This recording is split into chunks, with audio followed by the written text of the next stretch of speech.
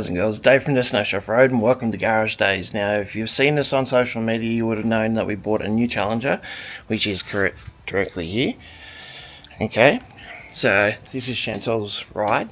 Now I've been pulling it apart because it needs a new starter motor and an alternator, but also because I wanted to clean a few things and go over the engine and see what needs to be fixed, what doesn't need to be fixed, routing and things like that. So I'll show you something that's came up. Now this cable here on a Challenger is the actual starter motor and alternator cables. So this one actually is the starter motor one. Now if you look, the routing is held, like the cable is held in by cable tie, but that's dangerous. That is your power steering belt and your starter motor cable shroud, so you don't want that going there. It actually goes through here and then goes around down there and then down to it. So I have to get to it. Now the easiest way to get to the starter motor is by going through the side, so I'll take the wheels off. I've got to check the wheel bearings anyway to see if I have to tighten them, and I'll do an inspection on all these things before we can actually get going on this car.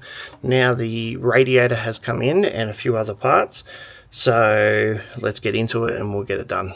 Okay, so I don't have a mic, so I'm hoping this DJI Pocket 3 has a good microphone, but I've got to work today.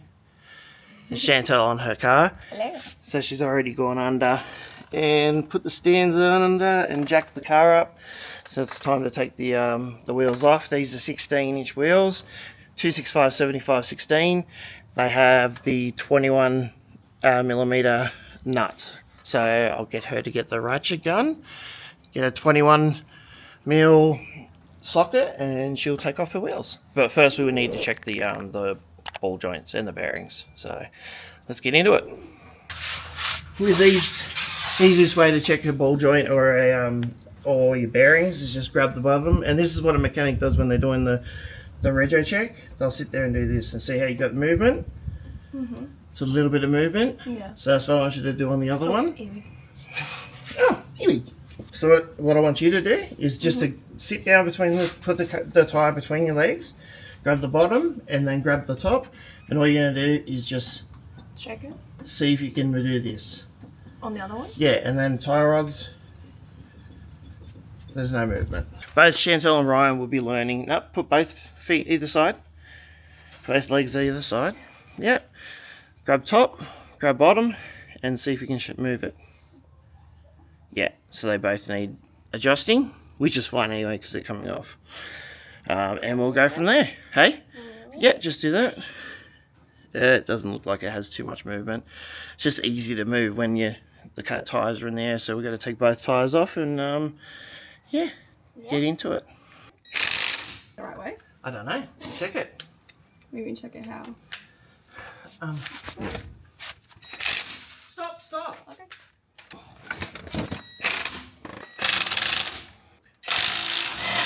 But when you're doing them up, you never do it that fast. You do it on the one.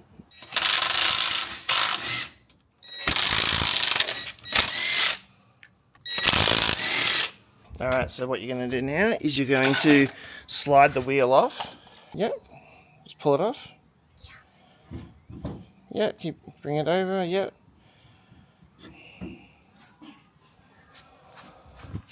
Yep, now what you're going to do is you're going, just roll it down to where your door is. Alright, that's it. Now put it down on the ground, flat.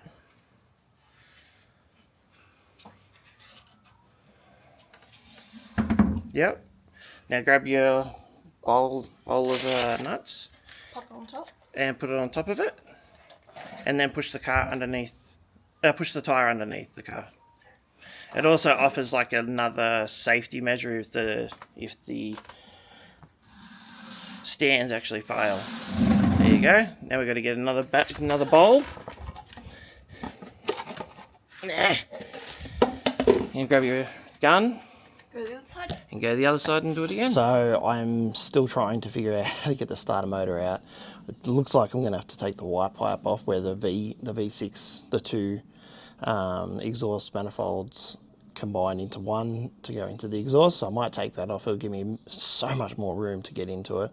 It's just you got that chance of stuffing the bolts when you're doing it because they're always corroded. So we'll keep going on that. I should be able to get more camera angles on it. Chantal is at school.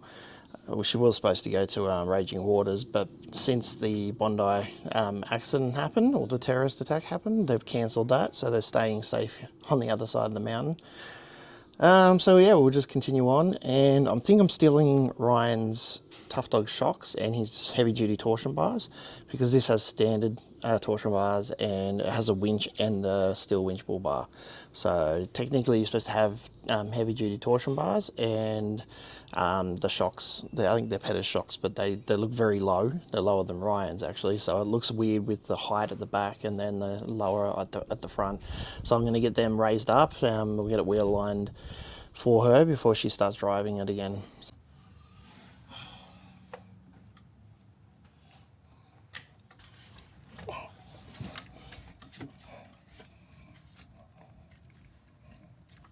Okay, so I'm laying on the deck and I've got the torch. So what you want to do, so I'll show you. So the exhaust section here is blocking any sort of movement or anything like that, but I can probably angle it up and then just bring it out this way. But it's disconnecting the cords, that's the power cables, that's the problem. So what I'm going to try and do is go through the side or some other way of doing it so I can get to those plugs and get them off. Once they're off, I can just pull the starter motor out from the back. I don't need to drop the exhaust. So I've got the cables undone. So now I've just got to get it to come down here. So as long as I can get and there we go.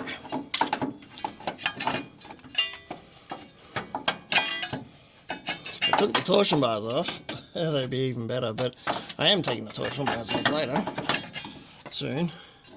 And that looks like it's, but, ta-da! So I don't know whether the oils come from when it gets serviced, because it's like where it drips down. It's all focused on that area where the oil is. Now I've cleaned that area up and it's not producing more oil. So I'll keep an eye on it to make sure that there's no oil leak. But yeah, finally the starter's out and it is filthy. So time to reroute the cables. Alright, so we're going to get these cables out. So it was this massive one, which was in the incorrect position, but we'll route it properly now. You need to pass this cable through like this. This is where it's supposed to go through. So, you see, you got the heat shield. So that's why. And what I'm going to do is, because it's actually missing from here somewhere, there's supposed to be a clip here somewhere. I'm going to double check on my car, so I'll just be back. This cable actually goes down here, so I've got to get this one out of the way somewhat, and then shove this down to go down with the valley, like the alternator. But the alternator one's in the wrong position as well, so I'll have to fix that one as well. Fix both of them. It would be easier just to remove the brackets and stuff like that, but we're not doing that. Same as the starter motor. Oh, just drop something. Now see how they're both together? This clip bolts on, and you've got two plugs here, which is where they go. So we'll do it that way. No, wait, I don't know if it's that way. Now let's check it again. So yes, I did do a double check on my Challenger, and this bracket actually connects there. So what I found out is this bracket was never bolted up, and that's what holds the starter motor and alternator plug. Now that plugs into the bracket that holds the actual power steering motor. The line for the power steering has a bracket that bolts onto a lower piece, but they've actually bolted that piece to the bracket that this is supposed to hold. That's why there was a confusion. It's nothing bad, it's nothing dangerous. I could just told you my fingers didn't work. yeah, so I just relocate the bolts and fix it up and it should be right now. Okay, so as you can see, alternator cable comes down onto this bracket.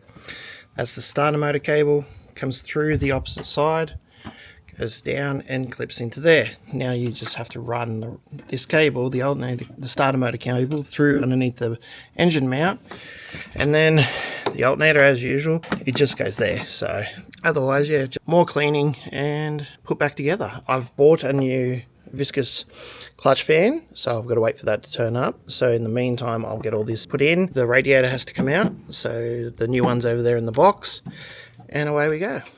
Rightio, so we've installed the starter motor, wired that up. Took a bit of time because it's tight with the engine mounts. We've got the alternator in and the belt tightened up. I'm waiting on the viscous fan to turn up because I had to order it.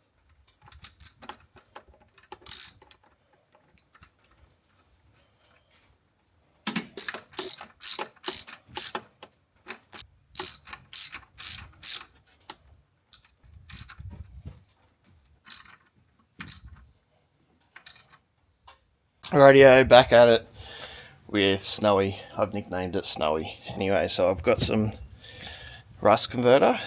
This being from Musselbrook. I have sprayed the whole knuckle with the Salty Captain's Grease Attack. I just wanted to check the bearings, but the bearings are not the best. They've got grease on them, but not enough. Now, it's nothing against where we got it from or who we got it from. This is just my standard, and that's why I've owned my car for over 10 years. With me, I'm very particular about my cars and my children's cars now, and I will make sure that they're safe. Okay, so another one of my pet hates, as I said, I've shown you on the other one, the split pin has been trimmed, and the split pin has been trimmed here, it's just been cut over, so it just needs to be cut right there. This one just needs to be tucked in, so what I'm going to do is I'll trim it and tuck it in, and I'll trim this one and tuck it in as well, so I'll show you afterwards. And yes, I should be wearing goggles. Alright, as you can see, the tail has been chopped to the end of the thread, and the tail has been trimmed and tucked into the castellation and the nut. So that is the correct way. There is still a bit of movement, but it'll stay, and it's in direction of travel, which is good. The ball joints, the upper ball joints, the orientation is the bolts coming up through. You want the bolt going straight down, not this way.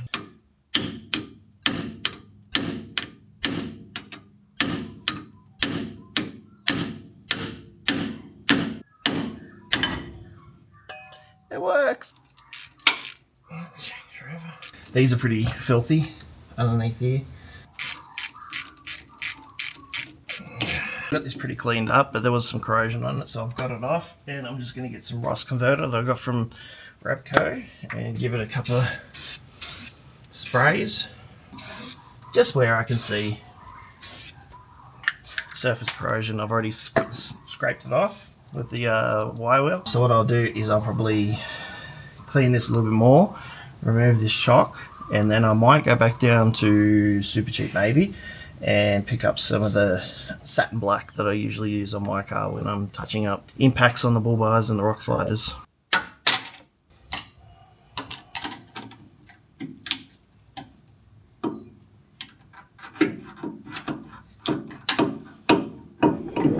There we go. Well, sorry petters, but petters belong on cars or four drives. There's little miss. Hello, little miss. Hi. Hello, little miss. You're a good girl. Yes, you are a good girl. Yes, you are. It's okay. It's okay. It's okay. Shh. You okay? As you can see, I've treated all the bits. So I treated them with rust conversion and then sprayed it. I still haven't finished. Still got to do this, work on the caliper and finish off these bits here, and then they get sprayed. I've just installed the ball joint. Now I'm jacking it up, jacking the lower control arm so it feeds the knuckle into the actual ball joint. Be careful when you're doing this because it actually takes the weight off the stand. Man, flies in Bathurst for sure. Unbelievable. So jacking it up and bringing it up to that level. As you can see, it's off the stand. So just be careful when you're doing it. Rightio. So now I've got it on, I can just tighten it up. I don't know what size it is. Oh yeah, it was 22, wasn't it? I think it was 22. Let's go 22. Yep. It's 22, all right.